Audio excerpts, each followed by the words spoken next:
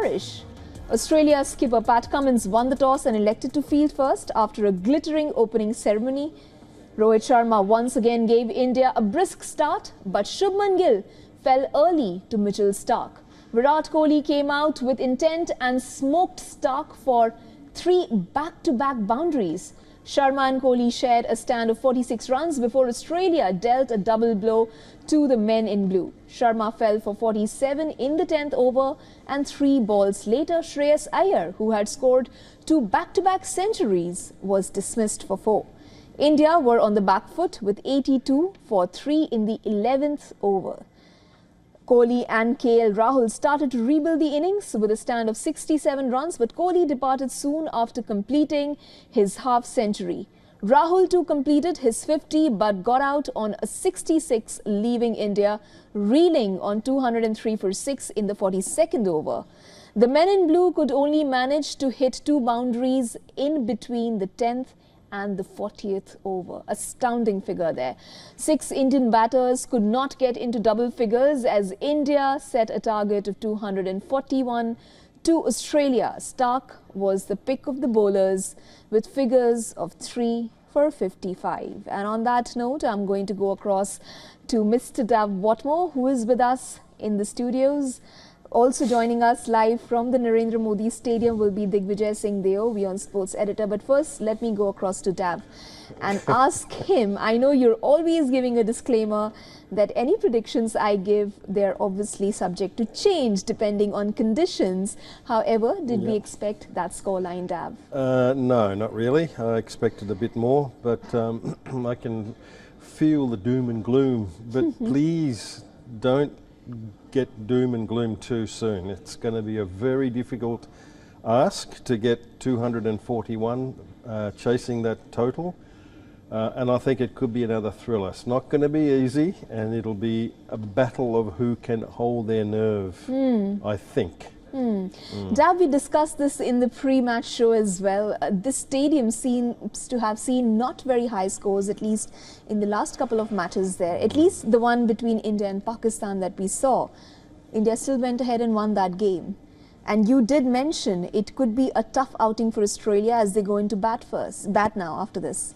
Yeah, that's right. Look, the Pakistan match, Pakistan clearly underscored. They were going really well until they lost that partnership between the captain and vice captain, and then they just could not, they just couldn't recover. But they should have got a lot more runs, and so the pass score on this ground, you were saying 230 something? Yeah, around 237. I don't know about that. I don't know about that. This pitch for sure. Okay, but a red clay pitch, probably another surface that's a little bit harder. You would easily expect a lot more than this. Before I go over to Digvijay and ask him about how the crowds reacted to the lack of those 4s and 6s, Dav, I want to understand from you, how do you think the pitch was behaving today? Well, that's right. It's difficult. It was very slow pitch. And not just slow, it was a little bit uneven as well, I think. It wasn't coming on, that's for sure. When you gave us that stat about 2 boundaries between the 11th over and the 40th over, what does that say? It says it's really difficult. And when you consider the last 3 games India played was a semi-final, they scored 34s, 19 sixes. Then they played, before that Netherlands, Netherlands associate team, 37 4s and 16 sixes. South Africa, 35 4s, 6 sixes. Today, 13 4s, 3 sixes. These boys, I felt for them, the batters for India. I really felt for them because they're used to playing on pitches that enables that to happen, but it wasn't today. A word on the way Australia bowled today and fielded today. Oh, the fielding was, to me, the fielding was the feature of this, It was an incredible... That really impresses you. Yeah, look, I have to say that, I take your hat off to these guys who saved many runs. A lot of balls that were going for boundaries, that was a big dive and a stretch and stopped it going. Every time that happened, there was 2 runs saved. So you could easily try and get a figure of how many runs that was saved, and I'll tell you, it would be decisive. Digvijay, let me go across to you now. I hope you didn't really have to walk too far away from the stadium. Assuming the stadium was slightly quieter as one would have expected, not too many boundaries there that Indian fans were expecting today. What was the mood like? What did you expect there to happen, and how were the viewers what were they making of this particular innings? Stunned silence. That's what Pat Cummins said, didn't he? He said, I've got the boys Did who can stun this crowd into silence. And that's what they did. That's what they did. That's what they did. But, jokes apart, a lot of people think it's over. It's not over. This is not a good pitch. I just think that the spectacle that we've had in this World Cup, this is a disgrace, this pitch. And it's not over. I'm just going to go back to the start of the Indian innings. New ball, fresh, Rohit Sharma attacks, right? But then he gets out, Shreyas Iyer gets out at the end of the 10th over. The next boundary, Kohli Rahul, short ball from Maxwell, I think, laps it for 4. And that stretch between overs 11 to 40, guess who was batting? Virat Kohli, Kohli Rahul, Suryakumar Yadav. It's not going to be easy for Australia. It's a bit like that England game. You just don't know. And I think, the cricket romantic in me is going back 4 years to Lords. The score that day was 241. And you thought, oh, England going to get here easy. But it's not. India just need to contain Australia in that first 10. They have Bumrah, they have Shami. If they can sort of get Australia to sort of not explode and sort of, I think head is important for Australia. If they can sort of contain him, they're in this fight. Because it's 6 in the evening, no dew as of now. Give it a go. A lot of Indian fans will be hoping there'll be no dew, and I think if it does, it'll take a little bit of time to come down. But I have to say, looking at Rohit Sharma's innings, without his contribution, this total would be a lot less, and it appears as though the best time to bat will be against the new ball. And what normally is the case, chasing a score in the second innings, over this tournament, I think it's going to be reversed a little bit. Similar to the way Australia attacked their run chase last week against South Africa, I think there'll be something similar here.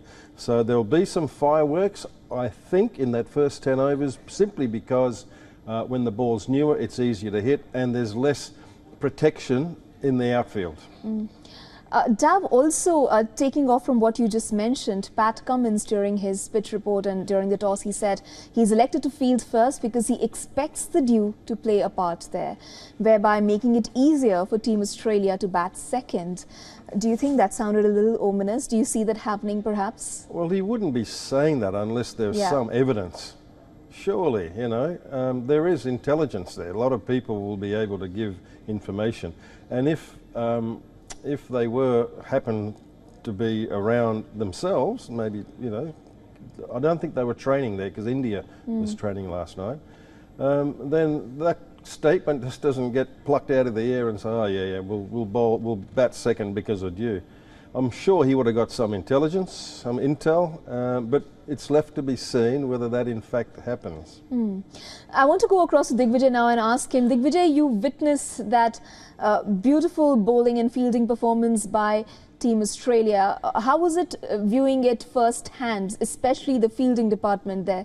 Do you think they were brilliant? Because how we see it on TV, we really catch different camera angles. We don't really see the entire cohesive play come into action. Do describe for us how it was. Do you think it was the Aussie bowling attack that actually curtailed India to that total, or do we attribute it completely to the pitch there?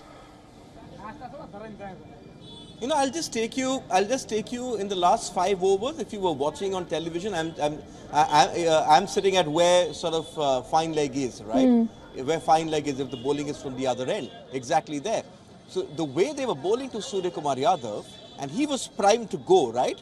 He was primed to sort of explode in the last 3 and sort of take India towards 250. But they kept bowling slow cutters into the pitch and didn't give him any pace to work with. That's how difficult this pitch is. I haven't seen too many games, and Dav, you can correct me if I'm wrong, I haven't seen too many games in this World Cup we've got reverse swing in the 40th, 41st over, which is what we saw in that over from to Jadeja, the over where he got out. So Australia bowled very well. They've realized there was nothing in the pitch. Initially, they were sort of defensive. They were banging it in. And you saw the beauty of Rohit Sharma. You know, it sort of took me back to Brendan McCullum in 2015. Didn't change his approach. Decided, I'm going to go for it. But Shubman Gill, the way he was sort of hurried into that shot, got out. But someone like a Virat Kohli who was so set, to sort of chop that on that when Cummins came on, that showed the slowness of the pitch. I think a word on Pat Cummins, I think one of sensational bowling performance. If you're a captain of Australia, a captain of any team, this is the kind of performance which lifts the team. He was absolutely brilliant. With Hazelwood and Stark going for runs at the start, Cummins pulled it back. His first 5 went for 14. He was absolutely sensational. But it was gripping, it was holding. There were lots of false shots from the batters, and that's something which sort of gives me hope. The dew won't come down right now. It will come at some stage if it comes. But India have the bowlers, and we've always realized that the damage against Australia you have to do in those first 10 to 15. Remember what Afghanistan did. Just go back to the game Dav mentioned, South Africa at Eden Gardens. Yes, that pitch took turn, but Australia at one stage were cruising. They just about barely got to 13 in the end. Yeah, that's right. That's what I'm saying. I'm trying to give some hope to a lot of Indian supporters here in WION. You know, there's a lot of long faces and glum faces, but no need, not yet. I know that everyone wants to get 300, but you know, the pitch didn't allow that to happen. And it's left to be seen whether India wins or not. If India does not win this game, then I think there'll be some hard questions, mind you, about the surface that was provided. But at the moment, it's going to be a difficult task for the Australians to achieve that target. But I think it could be a real thriller. I have a point to make. I have a point to make as well on this. Can I make that point, Isha? Yeah, sure. We can hear you. No, when we're talking about 240, but hang on, who's batting is Australia. They've not been the best, have they? They've not been their best. They've also been a very shaky sort of team. They almost messed up a chase of 213 the other day. So I'm saying, and the Indian bowling isn't exactly not the best. They are the best bowling attack out there. If there's any team, I'm saying let's look at that template of that England game. That England game was when we felt, oh, hang on, India 230, you never know. But then they ended up winning by 100 runs. So it's going to be a proper test for these Aussie batters. And as I was saying just a short while back, I just think that first 10, if Bumrah can keep it quiet, and if they can keep head quiet, I think they have a very good chance of sort of building pressure. Because you also asked me, Isha, about the crowd. The crowd was pretty silent. But at times the crowd sort of got into its groove. The DJ tried his or her best to sort of lift the crowd. Shah Rukh Khan was in the stands. They kept playing his songs from his recent movies. Zinda Banda, even that didn't sort of raise the crowd. But I'll tell you what raises the crowd. Few early wickets. The boundaries and perhaps now the early wickets. You know, Dav, one can perhaps say the likes of us perhaps here in the studios would not want to jump the gun because the match is not really over yet. We want to see it played to the last ball, and honestly all is not lost. 240, it's not a bad total at all. That's what I'm saying. Yeah, it's a competitive total. That's what I'm saying. So why this assumption of an imminent loss? Why do we automatically assume if it's not touched 300, if we've not seen those boundaries by Team India, it's perhaps not India's showing? It's because avid supporters of India want to see their team win by 150 runs or by 8 wickets. You know, that's a normal reaction with very passionate supporters of both countries. You know, nobody really wants to see your team win in a real thriller because it could go either way. And it's bad for the heart as well. Yeah. You know, so everybody wants their team to win easily. But you never know. This could still be an easy victory for India. I don't think it's going to be an easy victory for Australia, though. Yeah. You know, it's not going to be won in 20 overs. It's not going to be won in 30 overs. It's going to be won after that, and it's going to take a lot of mental strength and resolve because there's going to be some pressure there, just like South Africa. So after 20th over, where do you think Australia are getting this by? I have to ask you this. if Australia win, Yeah. Australia might lose. So You know, say if they Australia should win be it- able to get this by the look, 40th over? if Australia win, it's going to be easily up minimum 40 overs. I reckon. 40 overs. Minimum. You know, it'll be more than that. Yeah. I just request the team to pull up that innings progression graphics for our viewers just to see how those 50 overs panned out. The first 10 overs, the run rate is good. They managed to score good runs starting off, and then it falls to a paltry 3.5, 3.7. Losing wickets in regular intervals in those 3 overs, 4.5, and of course the last 10 overs. You lose Isha, five. what were you saying? 240 is not Yeah. not a easy target to get. Yeah. So I think that's a pretty decent effort, Yeah, given the conditions. yeah. So I don't think we should be, you know, critical of the batsmen. They were trying really hard, and Kohli and Rahul, brilliant players. You know, they struggled, and they could easily have just said, "Oh, it's too hard. Lift the head and get out." But they fought, they fought, and that's one of the reasons why there's only 1 wicket falling, you know, in each of those phases, second, third, and fourth, and allowed you to still lose 5 wickets in the last phase, but still get a very useful 43 runs. So you know, the batsmen actually worked really hard, did a pretty good job, in my opinion. How could there be such disparity in performance between the first to 10th and the 10th to the 20th overs in terms of the runs scored? Simply because the 2 new balls represents an opportunity for that ball to come on a little bit quicker to the bat. It's a slow pitch.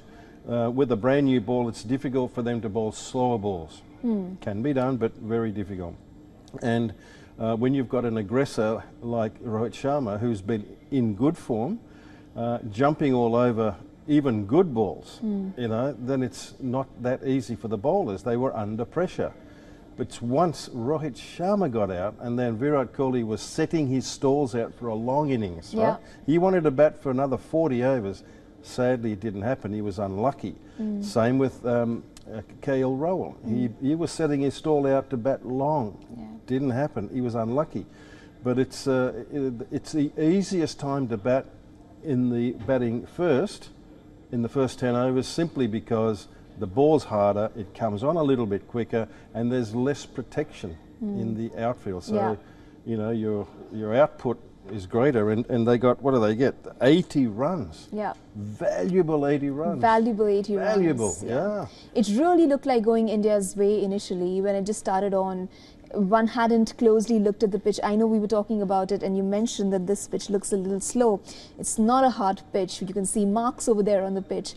But just by looking at the number of runs scored in those crucial 10 overs, it looked like it could go India's way today. Yeah, it was. I mean, 80 for 2, you'd take that any time, wouldn't you? And it really took another brilliant catch to get rid of Rohit Sharma. You know, that was another, you know, match turning catch, Yeah. to be honest with you. If Rohit Sharma kept batting for another 5 or 6 overs, then, you know, it would have been really difficult for the Australians to keep their focus, you know, and not drop your shoulders sort of thing. I know they don't want to do that, but when an individual's hitting and keep on getting runs, difficult to do that. So, you know, it took a really good catch to get him out. So Rohit's wicket was rather more Crucial. match-turning Absolutely crucial. than Virat's. Oh, well, Or Virat Kohli perhaps was even KL Rahul's or yeah, it was Rahul's. that's a different phase and a different strategy by those two. They had to bat long. They weren't going to, you know, to get runs really quickly. One is because there was more protection, and it became harder to bat. All right, let's also take a look at this interesting piece of statistics that our team has pulled up here. It is the lowest score defended in ODI World Cup finals. The first one is 183. This was by Pakistan. Then by India, Pakistan defended at 249 for the loss of 6 against England. Australia 253, Australia 281, West Indies 286 against England. Would you say that the score today would perhaps feature on this list? It's a little tricky, isn't it? Yeah, every chance, but none of those were defended at Ahmedabad. Look, I think it could easily make that chart, you know. Again, you know, we're discussing pros and cons of, you know, chasing down a target of 241, and there's proof there that, you know, defending lower totals is, you know, is absolutely can be done. Yeah. So this everything is relative to the surface you're playing on, and you know, trying to maximise the percentage of risk taking by the chasing team, Australia. That'll be done in that first 10 overs. I think you can see, you know, a good indication of how this game's going to go. Who impressed you the most in the bowling attack today for Australia? Oh, Cummins for sure. Cummins. You know, I think he was the one that led from the front, and the one that, you know, you would probably not think. You know, I was thinking Hazelwood. You know, he's got the better of a few of the Indian batsmen, but not so. Stark actually started, you know, again on the bat, but he came back okay. Zampa actually did a half decent job. Yeah. I'm not going to get angry at Stark today. I think he came against a couple of good players with less protection. So I think they all did, you know, pretty good. But for me, Pat Cummins was the main man. Yeah. Okay, Digvijay, final thoughts. Did you at any point in time saw Team India waver a little bit? One is not used to seeing the likes of Virat, Rohit on an occasion like this not get that ton, or at least the upward side of that half century. Did you sense any nervousness from any of these batters when they walked out the crease?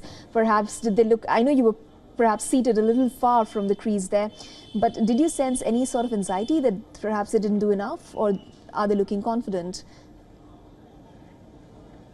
No, I didn't actually. If you look at when the wickets were falling, each time messages were coming in, they were reassessing the pitch. And I'll tell you an indicator of what I think is a good score is that Surya Kumar Yadav was there, right? And he's supposed to be the one who's going to get those quick runs. But Surya Kumar had Kuldeep at the other end, and he was content for Kuldeep to play out 3 overs at a stretch and get just 1 run, which is at the end of the over. I think the message had come, take it as deep as possible. And I think, you know, the reaction of Kohli when he got out was a lot, because he fought very, very hard. Just because of, I just want to go back to what Dave was saying about Rohit Sharma. It reminded me of Kapil Dev's catch of Viv Richards in the 1983 final. Rohit was going exactly like Viv, wasn't he?